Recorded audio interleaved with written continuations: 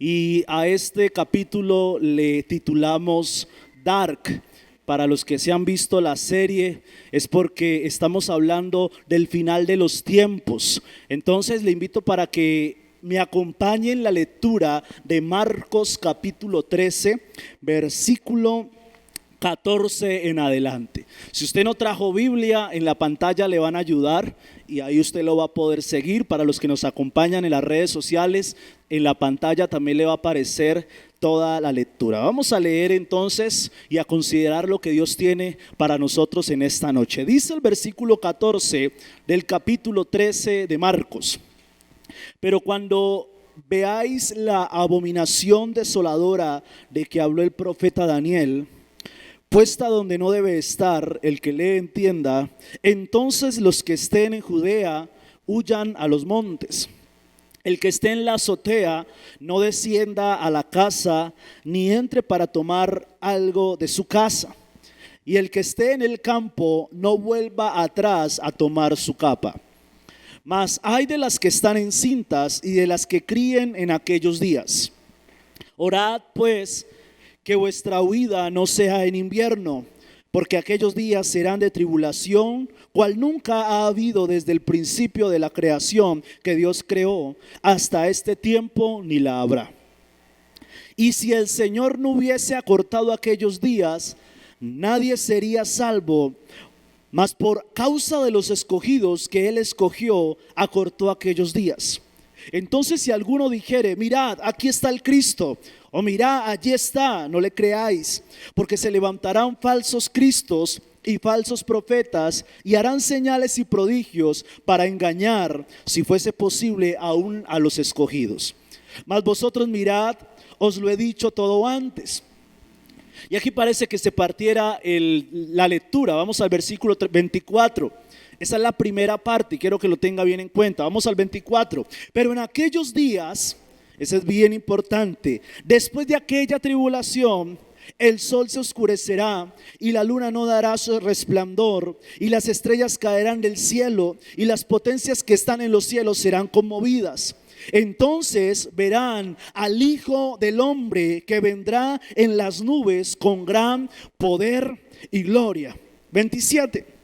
Y entonces enviará sus ángeles y juntará a sus escogidos de los cuatro vientos, desde el extremo de la tierra hasta el extremo del cielo. De la higuera aprended la parábola. Cuando ya su rama está tierna y brotarán las hojas, sabéis que el verano está cerca. Así también vosotros, cuando veáis que suceden estas cosas, conoced que está cerca a las puertas. De cierto os digo que no pasará esta generación hasta que todo esto acontezca. El cielo y la tierra pasarán, pero mis palabras no pasarán. Pero de aquel día y de la hora nadie sabe, ni aun los ángeles que están en el cielo, ni el Hijo, sino el Padre. Mirad, velad y orad, porque no sabéis cuándo será el tiempo. Es como el hombre que yéndose lejos dejó su casa y dio autoridad a sus siervos y a cada uno su obra, y al portero mandó que velase. Velad pues, porque no sabéis cuándo vendrá el Señor de la casa, si al anochecer o a la medianoche o al canto del gallo o a la mañana, para que cuando venga de repente no os halle durmiendo. Y lo que a vosotros digo, a todos digo, velad. Muy interesante todo lo que acabamos de leer. Hay tres verdades absolutas acerca de los últimos tiempos. Hay tres verdades irrefutables que no se pueden contradecir porque son verdades absolutas que están en la palabra. La primera verdad es que Jesús vendrá por segunda vez. Vino primero como siervo, nació en un pesebre, siervo de todos. Se dejó humillar, fue crucificado, pero la verdad absoluta bíblica es que Jesús va a regresar. La segunda verdad absoluta que no podemos contradecir y que está en la palabra es que va a haber un final de todo lo que conocemos, que esto se va a acabar, que este mundo tiene los días contados, que nosotros tenemos los días contados. Es una verdad absoluta, porque la palabra de Dios dice que va a llegar un momento donde el Señor va a hacer un reset de esta tierra. Por eso le titulamos Dark. Hay un apocalipsis, y tal vez no como lo pintan en Hollywood o como te lo narran tus compañeros para infundirte temor, pero sí hay un final de los tiempos. Y la tercera verdad absoluta es que nadie sabe el día ni la hora de cuándo va a suceder esto. Son tres realidades, tres verdades que necesito que entendamos. ¿Cuál es el fin de las profecías o por qué Dios nos dejó tantos capítulos que nos hablan del final de los tiempos?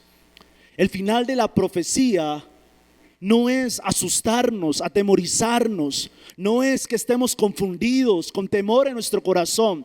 No, el propósito de la profecía es que haya un cambio en nuestra vida y que aprovechemos cada instante que estamos en esta tierra y que vivamos una vida con propósito. El propósito no es que vivamos con temor, el propósito es que valoremos el tiempo que estamos en esta tierra y que vivamos una vida con propósito. El capítulo 13 de Marcos es la respuesta de Jesús, y en esta respuesta Él habla de dos cosas. Él habla primero de la destrucción de Jerusalén, y segundo habla de la segunda venida del Hijo de Dios. Y parece que no tuvieran relación, pero tienen mucha relación. El versículo 14 comienza diciendo que después de ver las señales que vimos hace 8 días, va a haber una abominación en el templo. Y hay una explicación, y quiero hacer un paréntesis. Estos son interpretaciones. Ya te dije las verdades absolutas. ¿Listo? ¿Cuáles son? Que Jesús va a volver, que esta tierra se va a terminar, ¿y qué? Y que nadie sabe el día ni la hora. Lo que vamos a hablar de aquí en adelante son interpretaciones. ¿Listo? ¿Vamos bien hasta ahí? Ok. Habla entonces el versículo 14 que cuando sucedan todas esas señales vendrá la abominación en el templo de Israel, de Jerusalén. Y esto en parte ya sucedió, porque en el año 70 a manos del rey Tito se sitió Jerusalén y murieron más o menos 1 millón de judíos. Y en ese momento el templo y Jerusalén quedaron destruidos y todo el pueblo de Israel, los judíos, fueron esparcidos. Por eso en el versículo 15, 16 dice: los que estén en Judea huyan, porque él está hablando de algo que iba a suceder pronto. Y no fueron solamente 70 años después de que Jesús dijo esto y comenzaron a suceder estas cosas. Según esto, entonces Jesús, después de esto, de todas las señales y de la abominación que iba a haber en el templo, Jesús vendría por segunda vez. Y quiero que lo entiendas bien porque este tema es un poco confuso. Según entonces, apenas se destruiría Jerusalén, vendría el versículo, más o menos el versículo 15, 16, nos comienza a relatar la venida del Hijo del Hombre. Entonces la pregunta es, si ya se cumplió la abominación del templo que habla el versículo 14, Jesús, ¿por qué no ha regresado? Porque han pasado más de 2000 años y Jesús no ha venido. ¿Será que la Biblia se equivoca? ¿Será que lo que creemos es mentira? ¿O será que, qué será lo que pasa? Porque Jesús dijo, van a haber señales antes de la destrucción del templo. Y las comenzó a narrar. Todas esas señales se comenzaron a dar. Dijo: va a haber una abominación en el templo y los que estén en Judea y en las aldeas huyan, no tomen nada de las casas, huyan porque los van a matar. Y eso sucedió en el año 70 a manos del rey Tito, del general Tito, perdón.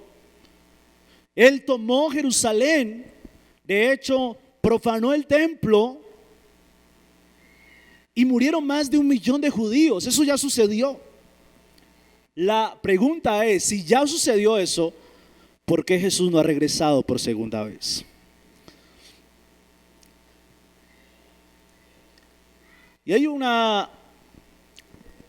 algo que nos ayuda a estudiar la Biblia, y es tomar todos los textos que hablen de lo mismo o del mismo tiempo para entender la verdad bíblica.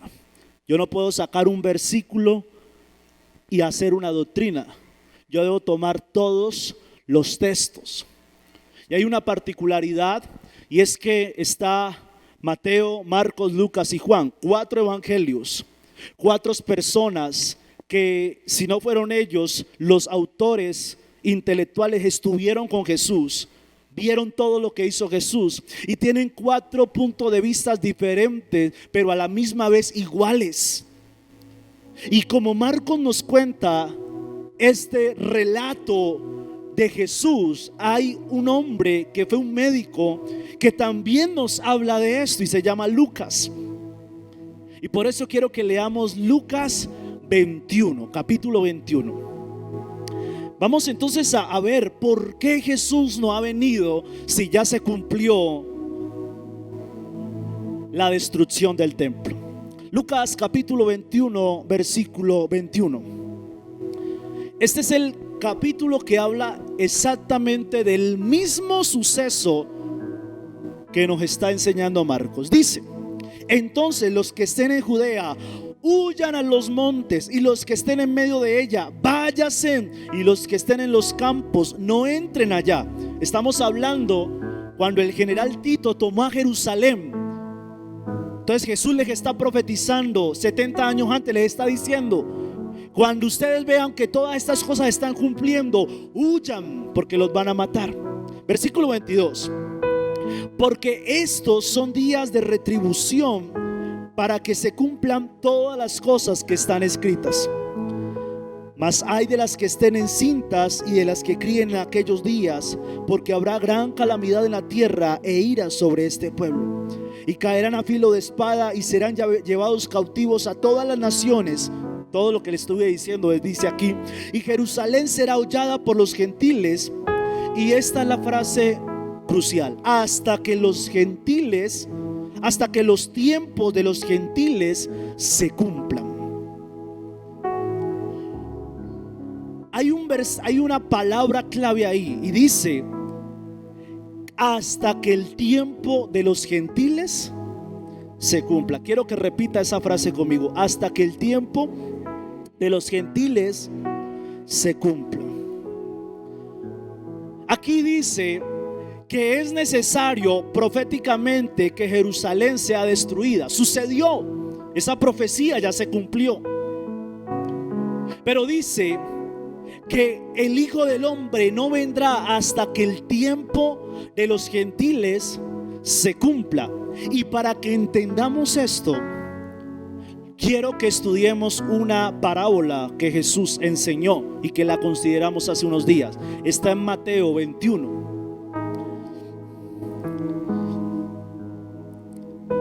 Con esta parábola vamos a entender un poco qué significa el tiempo de los gentiles. Mateo 21, 33. Dice la palabra de Dios: oíd otra parábola. Hubo un hombre padre de familia, el cual plantó una viña, la cercó de vallado, cavó en ella un lagar, edificó una torre y la arrendó a unos labradores y se fue lejos. Y cuando se acercó el tiempo de los frutos, envió sus siervos a los labradores para que recibiesen sus frutos. Mas los labradores, tomando a los siervos, a uno golpearon y a otros mataron y a otro apedrearon. Envió de nuevo otros siervos más que los primeros, e hicieron con ellos de la misma manera. Finalmente les envió su hijo, diciendo: tendrán respeto a mi hijo. Mas los labradores, cuando vieron al hijo, dijeron entre sí: este es el heredero, venid, matémosle y apoderémonos de su heredad. Y tomándole le echaron fuera de la viña y le mataron. Cuando venga pues el señor de la viña, ¿qué hará a aquellos labradores? Le dijeron: a los malos destruirá sin misericordia y arrendará su viña a otros labradores que le paguen el fruto a su tiempo. Jesús les dijo: ¿nunca leíste las escrituras? La piedra que desecharon los edificadores ha venido a ser la cabeza del ángulo. El Señor ha hecho esto y es cosa maravillosa a nuestros ojos. Por tanto os digo que el reino de Dios será quitado de vosotros y será dado a gente que produzca los frutos de él. Y el que cayere sobre esta piedra será quebrantado, y sobre quien ella cayere le desmenuzará. El Padre, dueño de la viña, en esta enseñanza de Jesús, es Dios. La viña es Israel, y los labradores de la viña son los gobernantes y los administradores de Israel. Dice que el Padre planta la viña, que es Israel. Dios planta a Israel, se va, deja unos administradores, y dice que después de un tiempo manda a sus siervos para que en la viña le den cuenta del fruto. Pero dice que vez tras vez que envía un siervo, lo apedrean y lo matan. Cada que Dios mandaba un profeta a Israel, lo mataban, no le creían. Dice que este hombre, dueño de la viña, un día dice: voy a mandar a mi hijo porque van a tener consideración de él. Y dice que cuando lo envía, los labradores, que son los administradores, la institución religiosa, los gobernantes de Israel, dicen: venid, quitémosle su heredad. Y hacen lo mismo que hicieron con los demás, lo matan. Dios mandó a su hijo a Israel. ¿Qué hicieron con él? Lo mataron. Dice entonces después: ¿qué haré con ellos? Dice: los destruiré. ¿Qué destruiré? 70 años después de Jesús destruyeron a Jerusalén. Estamos hablando de lo mismo. Y ahí dice puntualmente en el versículo 43: por tanto Dios les quitó su reino y se lo dio a otras personas, que son los gentiles. Es decir, Dios destruye a Jerusalén, que es los labradores de la viña, los destruye, pero le entrega la viña a otras personas. ¿Sabe quiénes son? Nosotros, que no somos judíos, pero después del año 70 que Jerusalén fue destruido, el evangelio se esparció por toda la faz de la tierra, y lo que había sido para unos pocos, después fue dado a todos nosotros. Por eso cuando en Lucas dice esto, en la venida del Señor no será hasta que el tiempo de los gentiles se dé, está hablando que Jesús no vendrá hasta que nosotros estemos establecidos, hasta que la palabra de Dios no sea predicada en toda la tierra. Pero le tengo una muy buena noticia: eso ya pasó. En los lugares donde menos probabilidad había de predicar la palabra, ya se predica la palabra. La Biblia está traducida a casi todos los idiomas, hasta idiomas indígenas. Entonces, la parábola de la viña de los labradores es la tipología de destrucción de Jerusalén y de cómo el evangelio se expande a toda la tierra. Y hay un texto que me gusta mucho, segunda de Pedro 3:3. ¿Por qué Jesús no ha venido todavía? Segunda de Pedro 3:3 nos tiene la respuesta.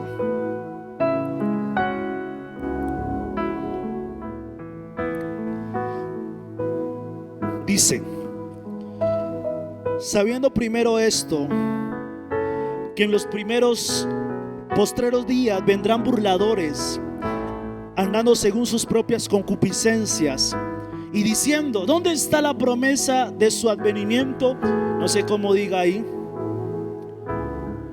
¿Dónde está? Dice igual, pero en esta versión de acá dice: ¿qué pasó con la promesa de que Jesucristo regresaría?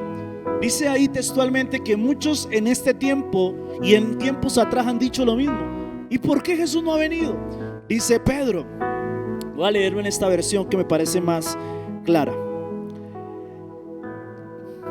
En primer lugar, tomen en cuenta que en los últimos días vendrán algunos que solo pensarán en sus malos deseos y se burlarán de usted. Versículo 4, y les preguntarán: ¿qué pasó con la promesa de que Jesucristo regresaría? Ya murieron nuestros padres y todo sigue igual que cuando el mundo fue creado. Hay unos que dicen: hace rato están con ese cuento de que Jesús viene. Versículo 9, no es que Dios sea lento para cumplir su promesa. Lo que pasa es que Dios tiene paciencia con ustedes, porque Él no quiere que nadie muera, sino que todos vuelvan a arrepentimiento. Ahí tiene la respuesta. ¿Por qué Jesús no ha venido todavía? Porque Él tiene misericordia de usted, de su familia. Él tiene misericordia de mí. Si Él hubiera venido unos años atrás, yo no me hubiera salvado. Yo no sé usted, yo no me hubiera ido con Cristo. Tal vez nos hubiera encontrado muy mal parqueados.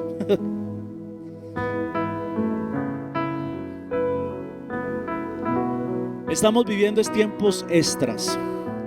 ¿A cuánto les gusta el fútbol? A los hombres, no hay mujeres que les gusta. A mi esposa le gusta el fútbol. Hinchas. Bueno, coloquemos un equipo extranjero para no meterme en problemas. Hinchas del Barcelona. Final, Barcelona Real Madrid. Minuto 93. 0-0. Se van a tiempos extras. Esos tiempos extras, si usted es buen hincha, se pasan en un abrir y cerrar de ojos, ¿sí o no? Estamos en tiempos extras en esta tierra. Y no sé si has entendido bien el tema, pero lo que me gustaría que entendieras hoy es que no hay que preocuparnos tanto por las señales. De hecho, Dios me ha inquietado a más adelante hacer una serie específicamente de Apocalipsis. En esta semana una señal que hace rato se esperaba comenzó a cumplirse. Pero hoy no quiero entrar tanto en detalles. Hoy quiero que leamos el versículo 24 de Marcos 13. Y con eso quiero que usted hoy se vaya para su casa inquieto. Ya vimos por qué Jesús no ha venido todavía, aunque desde el año 70 se destruyó Jerusalén. ¿Por qué? Porque Él tiene misericordia y quiere que todos vayan a arrepentimiento. Porque Él es un Dios paciente, porque Él nos sigue dando la oportunidad. Pero el versículo 24 dice: pero en aquellos días, versículo 35, velad pues, porque no sabéis cuándo vendrá el Señor de la casa, si al anochecer, o a la medianoche, o al canto del gallo, o a la mañana, para que cuando venga de repente no os halle durmiendo. Y lo que a vosotros digo, a todos los digo: velad. Yo no conozco tu vida, yo no conozco qué has hecho, no conozco cuáles son tus planes. Pero como cristianos debemos vivir con una realidad todos los días, y es que Jesús va a volver por su iglesia. Yo no sé si usted lo espera, pero si usted se considera cristiano, debería esperar la venida de Jesús. El punto es que hay una verdad, y es que nadie sabe el día ni la hora. Y ahí el versículo 34 dice: por eso velad y orad, estén alertas. Es tan fácil enfriarse, es tan fácil bajar la guardia, es tan fácil desplazar a Dios por otras cosas. Y tal vez hoy usted ha venido por una palabra de bendición, y esta es la palabra de bendición: velad y orad, porque no sabemos el día ni la hora. Y puede que sea en un año, en unos meses, en 10 años, en 20 años, no sé. Pero si tú vives una vida conforme a Dios, pensando y anhelando esa venida de Él, te va a ir mejor en esta vida. Vas a tener paz en tu corazón. El Señor va a restaurar tu vida. Él va a enderezar tus caminos. Y tu paso por esta vida no será miserable. Tu paso por esta vida no será en soledad, en tristeza y en problema. Tu paso por esta vida será un paso en victoria. Además de todo, cumplirás el propósito para el cual Dios te plantó. ¿Sabes por qué Dios permite que tú escuches esta palabra? No para que te atemorices, porque en este mismo capítulo 13 de Marcos dice que apenas venga el Hijo del Hombre, habrá un cataclismo. Dice que del cielo caerán cosas a la tierra se conmoverá en extremo. En un tiempo vamos a hablar de esto. Pero si nosotros estamos bien con Dios, si hacemos bien las cosas, vamos a iluminar a nuestros amigos, vamos a iluminar a nuestra familia, vamos a cumplir el propósito en esta tierra. Dios no te trae para la iglesia solo para que seas uno más de una iglesia. No, Dios te trae a la iglesia para que brilles, para que ilumines, para que cumplas un propósito en tu familia. Y el que fue conocido por borrachín, por mujeriego, por mala persona, después era conocido como un hijo de Dios, al que le voy a pedir consejo. Venga, ore por mí, llévame a la iglesia, estoy como enfermo. Te buscan, ¿por qué? Porque ya tienes algo de Dios. Ese es el propósito con el que Dios te manda esta palabra. ¿Cuántos esperan la segunda venida de Jesús? Pero ¿cuántos van a vivir cada día como si Jesús viniera? Y repito e insisto en lo que te dije hace 8 días. Soñemos, planeemos, proyectémonos como si nunca fuéramos a morir.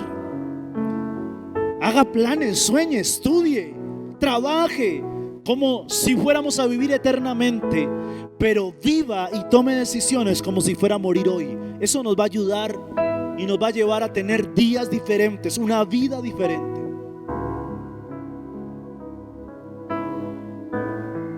Por eso Dios me dijo algo, una palabra nomás: despierta, iglesia. Y si usted ha estado dormido estos días, no ha orado, ha estado perezado, le está perdiendo como el ritmo a la iglesia, Dios te dice: despierta, despierta, despiértate.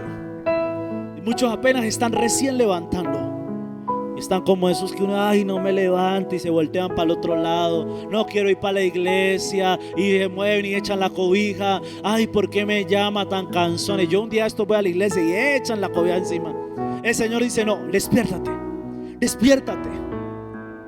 Porque tal vez tú dices: no, en un tiempo vuelvo. ¿Y usted qué le garantiza que va a volver? Además de eso, todo el tiempo que usted va a perder también son vidas que se van a perder porque tú no te levantas. Porque todos esos que arrastras a la rumba, al alcohol, a las mujeres, al engaño, a la infidelidad, todo eso que tú arrastras, después va a ser muy difícil que lo reviertas para bendición. Por eso la segunda venida de Jesús es un hecho. Pero mientras estemos en esta vida, vivamos una vida conforme a lo que Él quiere. Los discípulos empezaron diciéndole a Jesús: Jesús, mira la hermosura de estos templos. Así empezó esto hace 8 días. Mira la hermosura de este templo.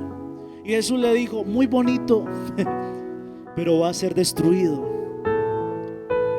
No te descrestes por la maravilla de este mundo. El televisor que me compré. la superlavadora, la moto, 300 kilómetros por hora. No te descrestes por este mundo, porque muy bonito y todo, pero no quedará piedra sobre piedra, será destruido. Tú que solo vives por el dinero, mi negocio tan bonito, grande, eso para la eternidad no le va a servir, hermano. Dios lo va a usar como un método de bendición para esta tierra, sí, pero si usted coloca su corazón en ese negocio, va a perder su alma y con dinero en los bolsillos. Usted que anda detrás de hombres y mendigándole amor a alguien o mendigándole amor a una mujer, pues tal vez va a quedar usted bien cuadrado, pero con su corazón lejos de Dios. ¿Y qué vale más? En esta vida estamos de paso. En esta vida nada es eterno. La eternidad va a ser con Jesús o en un lugar sin Él. A mí me encantaría que cuando Jesús venga nos encuentre a todos bien parados. Pero no. A mí me encantaría más que usted no esté solo. Usted tenga a toda su familia, a sus amigos. Por eso Jesús no ha venido. Despierta, iglesia, nos está cogiendo la tarde. Estamos perdiendo mucho tiempo peleando, sin perdonar, alegando, cuando hay muchos que necesitan de lo que tenemos nosotros para que vuelvan a Jesús. Amén. Y si usted conoce a alguien que sea desanimado, un amigo que está en problemas, vaya, bendígalo, denle una palabra de aliento, acompáñelo, no le dé tanto palo, porque a veces somos buenos para dar palo, ¿no? No ha vuelto a la iglesia, arrepentite, vos sos un pecador, por eso es que estás así en la inmunda. No, vaya, abrácelo, dígale, yo también he pasado por eso, yo estoy orando por ti, te invito a mi casa, voy a hacer un sancochito, ¿querés almorzar? Sí, así también se predica la palabra. A veces solo damos rejo, ¿no? Vemos a la gente de la iglesia que no ha vuelto en la calle y lo primero que le decimos es: no ha vuelto, ¿no? Y la gente le da hasta pena. Yo soy pastor, pero a mí me dicen eso, yo no vuelvo. Yo no sé qué van a hacer, pero yo no vuelvo. Si usted en su familia es de los que no perdona y está peleando hasta con todo el mundo en su casa, Dios te dice: estás viviendo tiempos extras y seguís viviendo en desobediencia, en falta de perdón. Perdone, hermano, porque tal vez ese odio no va a permitir que la salvación llegue a su casa.